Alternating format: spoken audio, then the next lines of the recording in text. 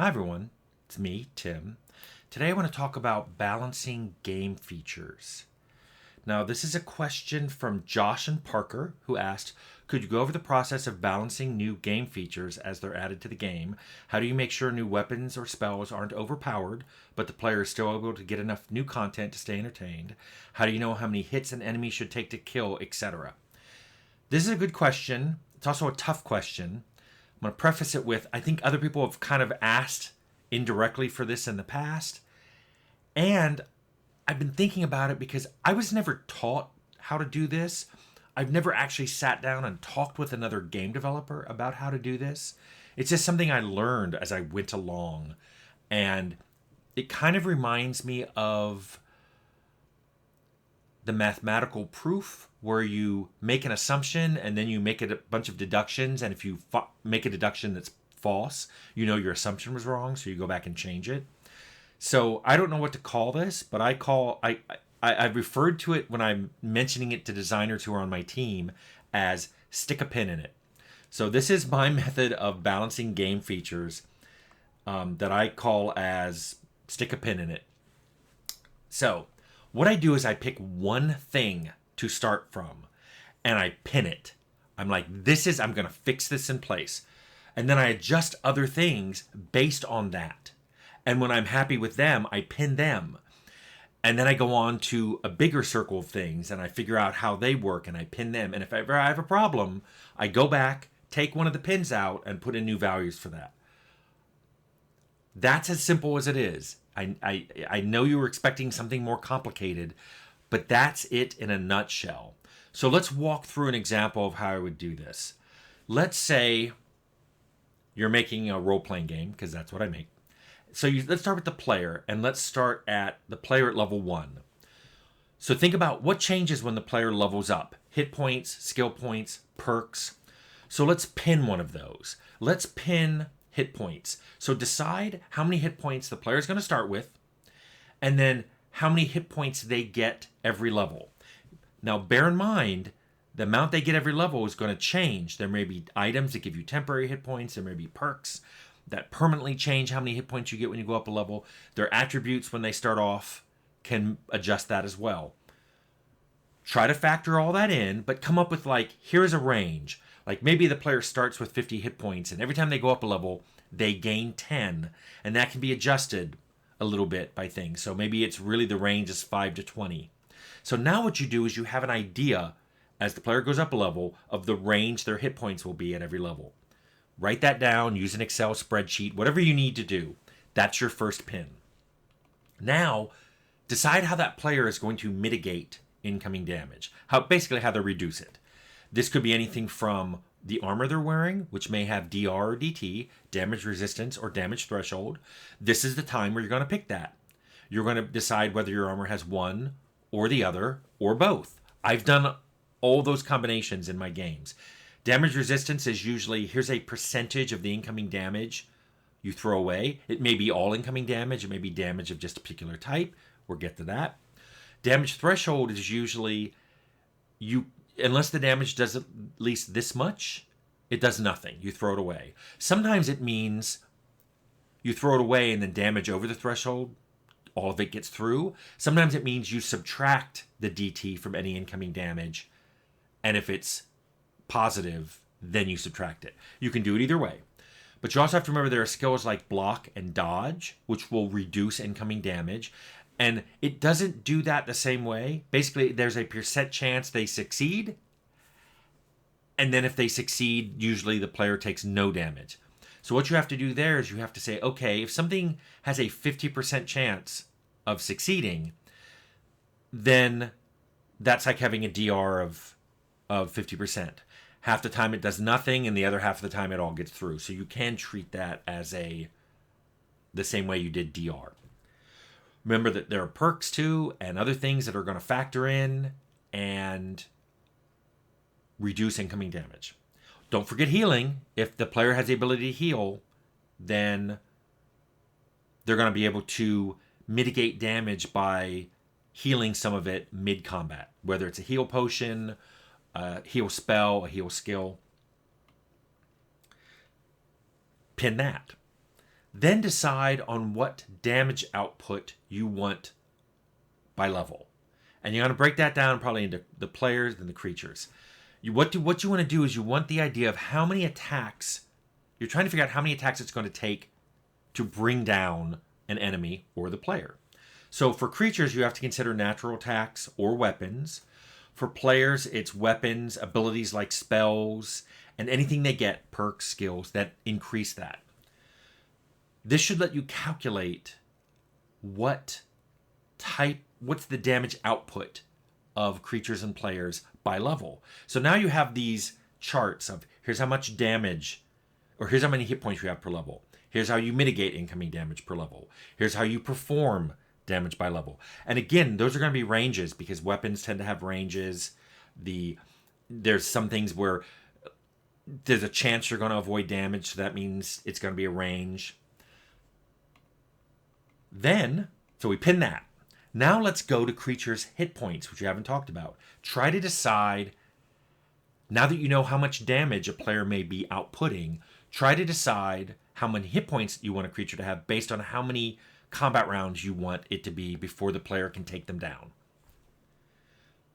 Okay, and put a pin in that. Let's stop right here and think about what we have. We now have hit points on both players and creatures.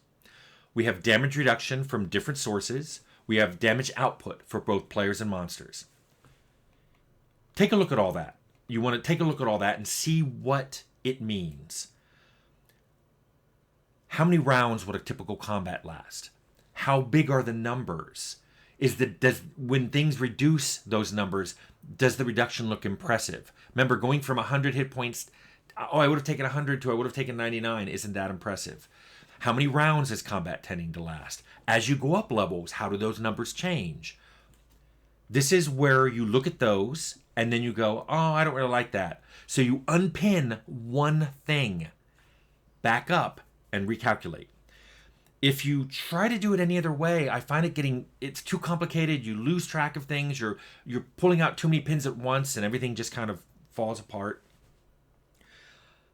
So here's an example. Let's say you're trying to think of a new weapon or a new spell or some new ability.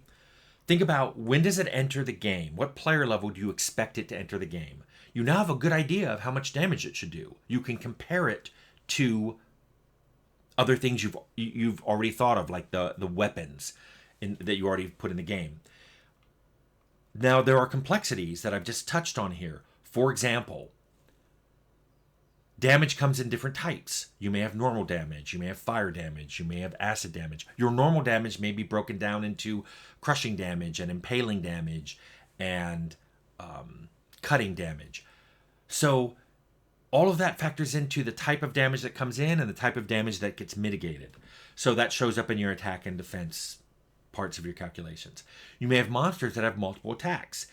Either they can do multiple attacks around of different types, or they may do different types of damage. They may appear in groups. They can summon other things. So halfway through a combat, they may summon 3 more of themselves or 3 other types of monsters. You have to take all that into account as damage output. Speaking of damage output, that itself can come in multiple different ways. There's constant damage output. When you're swinging the sword, you tend to hit. Like, especially in Outer Worlds, we didn't roll to hit, so you could really calculate a constant amount of damage every round.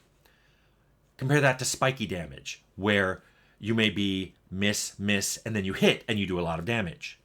Or spells that magic users can cast, but it takes them longer than, a fighter may get in 3 hits, and then the mage's one spell goes off and does a bunch of damage. If you calculate the damage per second, that spell or the miss hit type of melee is spiky. It does nothing and then a lot. It does nothing and then a lot. So you have to calculate that, and that's why I tend to do damage per second. I calculate everything, and here's how much damage I expect to do per second. Similarly for charge-up abilities. If you have to build up an attack, you either have to hit things several times and then you can do your power attack, or you can only charge up and do this attack once every 10 seconds. That's a form of spiky, and again, you reduce it to damage per second. Now, does all this sound hard? Welcome to game design. This involves a lot of math. I find it's really useful to use something like Excel or some other spreadsheet to do these calculations. I find it's very easy to, when you think of it as I'm going to put my pins in things like hit points and damage output per second and damage resistance per second. This gives you some very good base points to calculate everything else from. Now, I'm sure there are other designers with other methods. Oddly, I don't remember ever talking about this with other designers. I don't know what they did. I was never taught this. I've never even heard of a class that teaches it or a book that talks about it. If any of you know about that, mention it in the comments. This is just one method you can do it. And also, if you choose this method, you don't have to do it in the order I just presented. I talked about doing hit points and then damage mitigation and then damage output and then creature hit points. You don't have to do it that way. You could start with damage output first and then figure out, okay, here's how many hit points I want things to have. So, and what you're really just trying to do is reduce everything to, here are abilities that ultimately will do damage. Here's how much damage a thing can take before it goes down, which is a combination of its total hit points and any way it has to mitigate damage. This will give you an idea of how long it would take to bring down a creature and how long it would take a player to be brought down. Those numbers alone can let you do things like figure out how many creatures you should put in an encounter at a particular level. Because if you put in too many, it's going to take the player down in a fewer number of rounds than they could take down the attackers.